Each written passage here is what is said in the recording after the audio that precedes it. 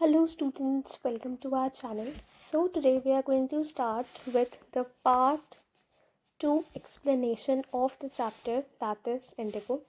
ठीक है, तो एक चीज़ मैं आपको बताना चाहती थी कि before starting the chapter explanation कि एक मिस्टेक हो गई थी इधर वाले पैराग्राफ के इंटरप्रिटेशन में।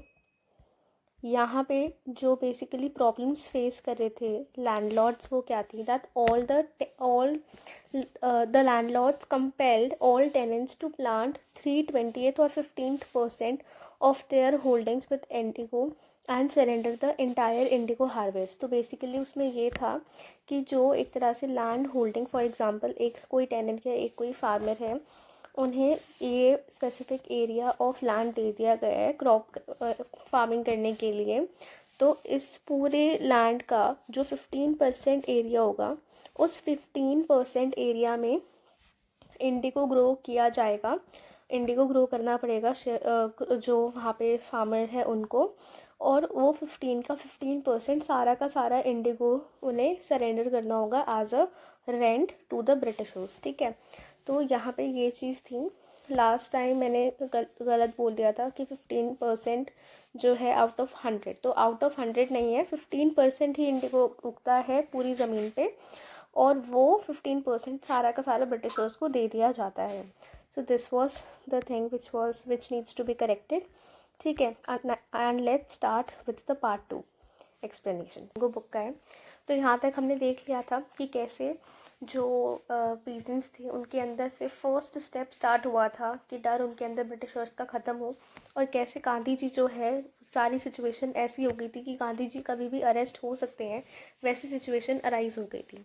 तो अब हम कंटिन्यू करते हैं। राजेंद्र प्रसाद, ब्रिज किशोर बाबू, मौलाना मजहरुल हक and several other prominent lawyers had arrived from Bihar. तो काफ़ी सारे प्रोमिनेंट लॉयर्स जो बिहार के थे वो अराइव हो जाते हैं। They conferred with Gandhi what would they do if he was sentence to prison. तो वो गांधी जी से डिस्कशन कर रहे होते हैं और ये लोग सोच रहे होते हैं कि अगर गांधी जी को जेल में बंद कर दिया गया तो क्या होगा। Gandhi asked why the senior lawyer replied they had come to advise and help him. If he went to jail, there would be nobody to advise and they would go home. तो यहाँ पे जो गांधी जी होते हैं, तो बात ये उठती है कि अगर गांधी जी जो है वो प्रिजन चले जाते हैं तो क्या होता है। तो बेसिकली एक एडवाइज़र जो सीनियर लॉयर था उन्होंने कहा कि यहाँ पे वो गांधी जी की हेल्प करने के लिए आए हैं, और अगर गांधी जी ही जेल में चले जाते हैं तो वो नोबडी टू एडवाइस, तो वो किसको एडवाइस करेंगे, उनका तो कोई काम नहीं होगा। तो ये सारे लॉयर, तो वो कहते हैं कि हम लॉयर्स फिर घर चले जाएंगे। What about the injustice to the sharecroppers, Gandhi demanded. तो उन्होंने लॉयर से कहा कि तुम यहाँ मेरी हेल्प करने के लिए आए हो, उन लॉयर्स का क्या जिनके साथ उन शेयर क्रॉपर्स का क्या जिनके साथ इनजस्टिस हुई है। The lawyers withdrew to consent. Rajendra Prasad has recorded the upshot of their consultations. They thought amongst themselves the Gandhi was totally a stranger and yet he was prepared to go to prison for the sake of peasants. तो यहाँ पे वो बोलते हैं जो lawyers थे वो basically Gandhi ji को कंसल्ट के लिए हेल्प के लिए आए थे, लेकिन अगर गांधी जी जेल चले जाते हैं तो उनके जेल जाने के बाद कौन ये जो मुद्दा चल रहा है इसका इंचार्ज कौन लेगा। तो बात ये हो रही थी। तो अब राजेंद्र प्रसाद जी जो हैं उनके मन में ये ख्याल आता है कि गांधी जी जो है वो एक टोटली स्ट्रेंजर है, उन्हें तो चंपारण के बारे में जगह मतलब कहाँ पे है चंपारण ये पता भी नहीं था। स्टिल वो लोगों के लिए जेल जाने को तैयार है, पीजेंट्स के लिए। If they on the other hand being not only residents of the adjoining district but also those who claim to have served the peasants should go home, it would be shameful desertion. तो यहाँ पे वो बोलते हैं कि हम लोग तो फिर भी यहाँ पर रहते हैं और जो पीजेंट्स हैं उनसे हमारी फिर भी बातचीत होती है, हम उनके बारे में जानते हैं थोड़ा बहुत, जबकि गांधी जी तो जानते भी नहीं थे, उनसे इतना फेमिलियर भी नहीं थे।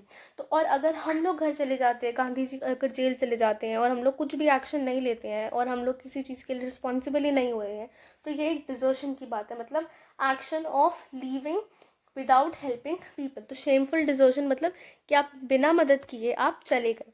then accordingly went back to Gandhi and told him they were ready to follow him into jail.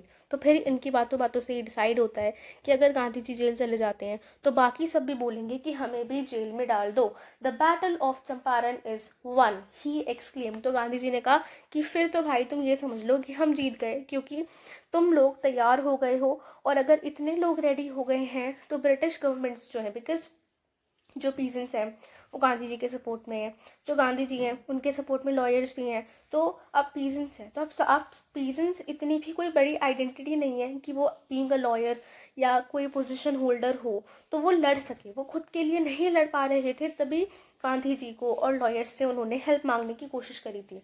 तो अब ये हो गया था कि अगर गांधी जी मान लो अगर जेल चले भी जाते तो उनके पीछे लॉयर्स हैं जो खड़े हुए हैं पीजेंट्स के लिए, और वो बोलेंगे तुमने इनको जेल में डाला, हमें भी जेल में डालो. और फिर जब ये सारी चीज़ें होंगी तो कहीं ना कहीं पे ब्रिटिशर्स को दिखाई देगा कि उन्हें अपनी गलती माननी पड़ेगी, और जो भी वो शेयर क्रॉपर्स के साथ अन्याय कर रहे हैं फिर वो उसे नहीं करेंगे.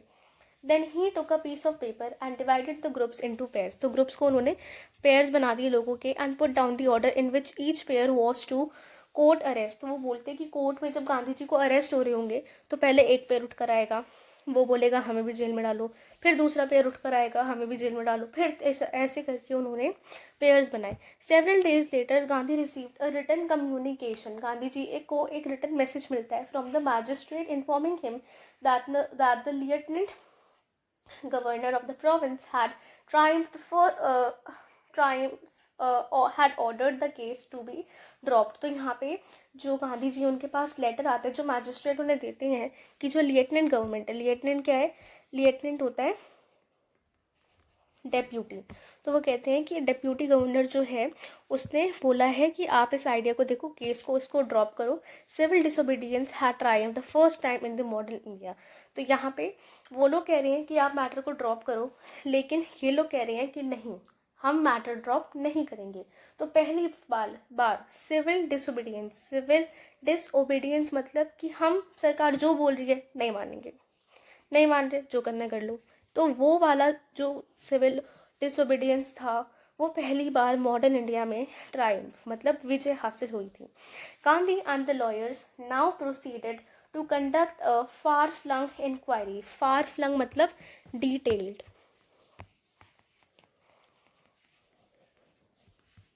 तो जो गांधी जी थे, जो लॉयर्स थे, उन्होंने और इंक्वायरी करी into the grievances of farmers. Depositions about 10,000 peasants were written down.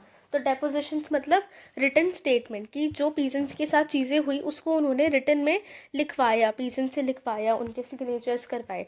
तो depositions का मतलब होता है written statement. ठीक है, और वो उन्होंने 10,000 पीसन से करवाया.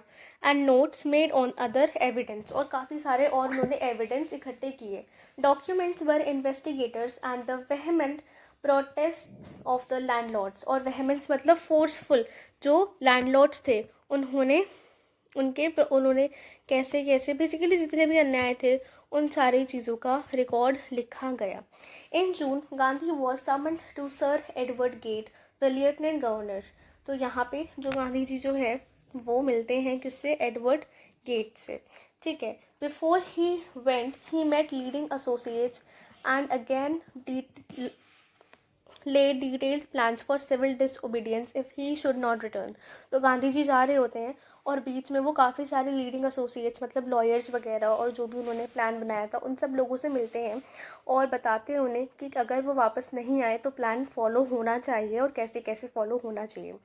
Gandhi had 4 protracted interviews with the lieutenant governor. तो protracted का मतलब होता है लॉन्ग. तो बहुत लंबे लंबे इंटरव्यूज़ हुए उनके लेफ्टिनेंट गवर्नर के साथ, who as a result appointed an official committee. तो बेसिकली हुआ क्या था कि जो basically government Gandhi had 4 protracted interviews. तो बहुत लंबे लंबे उनके इंटरव्यूज़ हुए थे अब वहाँ पे क्या था, कौन कौन लोग थे, उन्होंने सारी चीज़ें बताई, शेयर क्रॉपर्स की सिचुएशन के बारे में बताया। द कमीशन, अब जो कमीशन थी वहाँ पे वो किन किन लोगों की थी, तो वो लैंडलॉर्ड्स की थी, मतलब ब्रिटिशर्स की थी, गवर्नमेंट ऑफिशियल्स की थी, और गांधी जी थे as the sole representative of the peasants. तो पीजेंट्स के अकेले रिप्रेजेंटेटिव गांधी जी थे। Gandhi remained in Champaran for an initial uninterrupted period of 7 months। तो 7 महीने लगातार गांधी जी वहीं रहते हैं, and then again several short visits, और फिर वो आना जाना करते हैं। The visit undertaken casually and treaty request. तो गांधी जी ये सोच रहे होते हैं, एंड ट्रीटी का मतलब होता है request of an unlettered peasant. Unlettered मतलब इलिटरेट, कि वो यहाँ पे राजकुमार शुक्ला की बात कर रहे हैं कि उन्हें ऐसा लगा था कि एक इलिटरेट जो पीजेंट है वो अपनी कोई रिक्वेस्ट लेकर आए है और मैं उसे ख़त्म कर दूंगा कुछ दिनों में। peasant in the expectation that it would last for few days, all occupied almost a year of Gandhi's life। लेकिन ये कुछ दिन की प्रॉब्लम पूरे साल में बदल गई। The official inquiry, a crushing mountain of evidence against the big planters, and when they saw this they agreed in principle to make refunds to the peasants। Finally जब सारी इंक्वायरी जो हुई थी वो उन्होंने पहाड़ की तरह ला के खड़ी कर दी कि देखो भाई, बड़े बड़े प्लांटर्स जो हैं उनके अगेंस्ट में उन्होंने बहुत सारे एविडेंस ला के खड़े कर दिए, तो इन्होंने माना कि ये रिफ़ंड कर देंगे, मतलब पैसा वापस कर देंगे। जो पैसा इन्होंने लिया है पीजेंट्स का वो वापस कर देंगे, जो उन्होंने अन्याय किए हैं, और जो उन्होंने एक तरह से पीजेंट्स जो थे उनको लैंड के बदले उनसे 85% शेयर वो लिया करते थे, जो गलत था। आप कुछ परसेंट ले सकते हो,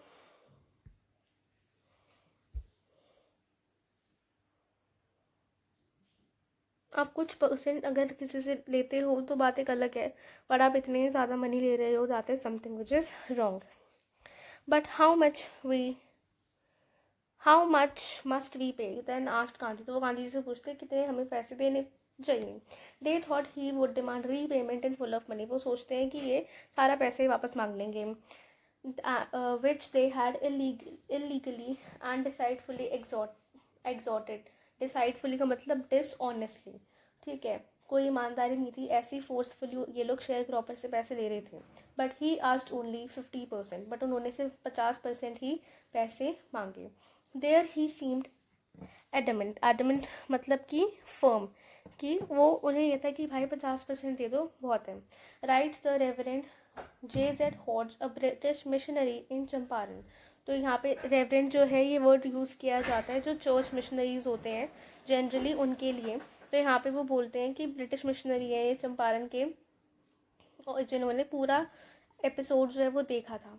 thinking probably that he would not give way, the representative of the planters offered to refuse refund to the extent of 25%, and to his amazement Mr. Gandhi took him at his word, thus breaking the deadlock। तो basically क्या था, गांधी जी को पता था कि मैं 50% बोल रहा हूँ, ये लोग कह रहे हैं हम 25 देंगे, फिर गांधी जी बोलेंगे नहीं नहीं 50-50 फिर 25, तो उन्होंने ना 25 पे ही हाँ भर दी कि हाँ ठीक है भाई 25% पैसा वापस कर दो, और ब्रेकिंग द डेडलॉक। डेडलॉक मतलब नो प्रोग्रेस। तो बेसिकली ये जो आर्ग्यूमेंट आगे बढ़े जा रहा था उसको उन्होंने कहा कि यार अब तो इसे ख़त्म करना है, तो वो 25% पे ही अग्री कर गए। This settlement was adopted unanimously by the commission। Gandhi explained that the amount of the refund was less important than the fact that landlords had been obliged to surrender the part of money and with it part of press rights। Therefore, as far as peasants were concerned, the planters had behaved as lords above the law। Now peasants saw that he had rights and defenders, he learned courage। तो basically होता क्या है कि गांधी जी जो है वो कहते हैं कि पैसे वापस करने से ज़्यादा ये था कि उन्हें समझ में आ जाए कि वो सरेंडर ना करें पैसों को, और काफ़ी सारी चीज़ें उन्हें समझ में आती है किनको, पीजेंट्स को, कि कैसे अन्याय गलत के अगेंस्ट में खड़ा होना चाहिए। इवेंट्स जस्टिफाइड गांधीज पोजिशन, और ये सारी चीज़ें जो थी उससे समझ में आता है कि गांधी जी की कितनी इंपॉर्टेंस थी। Within a few years, the British planters abandoned their estates, which reverted to the peasants। Indigo sharecropping disappears। अब होता क्या है, कुछ सालों बाद जो ब्रिटिश प्लांटर्स थे वो भी स्टेट से हट जाते हैं और सारी ज़मीन जो है वो पीजेंट्स को ही वापस मिल जाती है। तो इंडिगो शेयर क्रॉपिंग का ये जो सिस्टम था वो हट जाता है, और जो शेयर क्रॉपर्स थे, जो पीजेंट्स थे, उनके पास उनकी ज़मीन आ जाती है जो ब्रिटिश लैंडलॉर्ड्स ने दे रखी थी। Gandhi never contented himself with large political and economic solutions. तो इकोनॉमिक और पॉलिटिकल सॉल्यूशन ऐसे गांधी जी कर देते थे, तो वो कभी भी इससे सेटिस्फाई नहीं होते थे। He saw the cultural and society backwardness of Champaran village and wanted to do something about it immediately. तो उन्होंने देखा था कि कैसे कल्चरल और काफ़ी ज़्यादा बैकवर्डनेस है चंपारण के गाँव में, तो वो चाहते थे कि इसके खिलाफ कुछ हो। ही अपील्ड फॉर टीचर्स। तो उन्होंने कहा कि टीचर्स यहाँ पे लाई जाए, यहाँ पे थोड़ी पढ़ाई लिखाई हो, थोड़ा लोगों को पता चले, अवेयरनेस बढ़े। Mahadev Desai and Narhari Parikh, two young man who had just join Gandhi as disciples. तो जिन्होंने गांधी जी को एज डिसाइपल्स ज्वाइन किया था, and their wives volunteer for work. तो वो टीचिंग के काम उन्होंने करना शुरू कर दिया स्कूल्स में, बेसिकली पढ़ाना शुरू कर दिया। Several more came from Bombay, Poona and other distant parts of the land. तो काफ़ी लोग जो है अलग अलग जगहों से आते हैं। देवदास गांधी यंगेस्ट सन, जो गांधी जी के यंगेस्ट सन हैं, वो भी अराइव होते हैं, वो भी वहाँ पहुँच जाते हैं, तो वो आश्रम से उनको भी बुला लेते हैं। सो डिड मिसेस गांधी, तो गांधी जी की वाइफ भी आ जाती है। Primary school were open in 6 villages. Primary school जो है वो 6 विलेजेस में खुलते हैं। कस्तूरबाई टॉट दी आश्रम rules on the personal cleanliness and community sanitation. तो कस्तूरबाई जो है उन्होंने सिखाया था कि आश्रम के रूल्स के बारे में, कैसे क्लीनलीनेस और कैसे आप एज अ कम्युनिटी सैनिटेशन को मेंटेन कर सकते हो। हेल्थ कंडीशन वहाँ पे मिजरेबल थी, तो गांधी जी एक डॉक्टर को लेकर आए थे, जिसने 6 महीने तक वहाँ पे एज अ वॉलंटियर काम किया था, कोई पैसे नहीं लिए थे, फ्री में काम किया था। 3 मेडिसिन वर अवेलेबल, 3 मेडिसिन ही उनके पास अवेलेबल थी, castor oil, quinine and sulphur ointment. Anybody who showed a coated टंग, तो कोटेड टंग अगर किसी की होती थी तो उसको कैस्टर ऑयल दे दिया जाता था। मलेरिया फीवर अगर किसी को होता था तो उसे क्विनाइन और कैस्टर ऑयल दोनों दे दिया जाता था। और अगर किसी को स्किन एरप्शंस होती थी तो उसे ऑइंटमेंट और कैस्टर ऑयल का कॉम्बिनेशन दे दिया जाता था। तो बेसिकली 3 दवाइयाँ थी और इन्हीं के कॉम्बिनेशन से डॉक्टर ठीक कर रहा था। Gandhi notice the filthy state of women's cloth. तो उन्होंने ये भी नोटिस किया गांधी जी ने कि विमेन क्लोथ से रिलेटेड कितनी गलत चीज़ें हैं। जैसे कि he asked Kasturbai to talk to them. One women took Kasturbai into her hut and said, look there is no box or cupboard here for clothes, the sari I am wearing is the only one I have. तो एक ही बेचारी के पास कपड़ा है भाई, वो जैसे तैसे करके धो वो के पहन रही है, तो इसलिए वहाँ पे विमेन की कंडीशन भी, कपड़े नहीं थे उनके पास, इतनी कंडीशन ख़राब थी। During his long stay in Champaran, Gandhi kept a long distance watch on the आश्रम। गांधी जी क्या थे, चंपारण में तो रह रहे थे पर साथ साथ वो आश्रम पर भी नज़र रख रहे थे। He sent regular instructions by mail and asked for financial accounts को देखना, और जो भी इंस्ट्रक्शंस थे वो मेल के थ्रू भेज रहे थे आश्रम में कि ऐसे ऐसे चीज़ें फॉलो होनी चाहिए। Once he wrote to the residents that it was time to fill in the old latrine trenches and dig new ones, otherwise the old ones would begin to smell bad। तो basically क्या था, जो यहाँ पे trenches का मतलब पिट्स होता है, तो गांधी जी बोलते हैं कि इन सबको बंद किया जाए क्योंकि otherwise it would smell bad, और नए जो हैं उनको डिग किया जाए। The Champaran episode was a turning point in Gandhi's life. ये जो चंपारण एपिसोड हुआ था ये टर्निंग पॉइंट था गांधी जी की लाइफ में। What I did, he explain, was a very ordinary thing. वो कहते हैं कि मैंने जो किया ये बहुत ऑर्डिनरी चीज़ थी। I declare that British could not order me about in my own country. तो उन्होंने कहा था कि ब्रिटिश जो है वो मेरी ही कंट्री में मुझे ऑर्डर नहीं दे सकते। But Champaran did not begin as an act of defence. Defence मतलब होता है ऑपोजिशन। तो यहाँ पे वो बोलते हैं कि बेसिकली जो चंपारण का एक्ट था वो कोई पहला एक्ट नहीं था ऑपोजिशन शो करने का, बस ये था देखो। But Champaran did not begin as an act of defence, it grew out as an attempt of alleviate the distress of large number of poor peasants. तो ये बोल रहे हैं कि चंपारण में जो कुछ भी हुआ वो हम इसलिए नहीं कर रहे थे कि हमें ब्रिटिशर्स को अपोज करना है, बल्कि ये इंसिडेंट इसलिए हुआ क्योंकि पुअर पीजेंट्स जो हैं उनका डिस्ट्रेस हमें कम करना था। एलिविएट का मतलब होता है रिड्यूस, एलिविएट का मतलब होता है रिड्यूस। तो वो कहते हैं कि उन्हें इस स्ट्रेस को जो है वो कम करना था। This was typical Gandhi pattern, ये गांधी जी का पैटर्न था। His politics were intertwined with the practical day to day problems of the millions. Intertwined मतलब ट्विस्टेड टुगेदर। तो वो बेसिकली जो पॉलिटिक्स प्ले करते थे उसमें वो लोगों का भला करने के लिए ही सारी चीज़ें किया करते थे। His was not a loyalty to abstraction.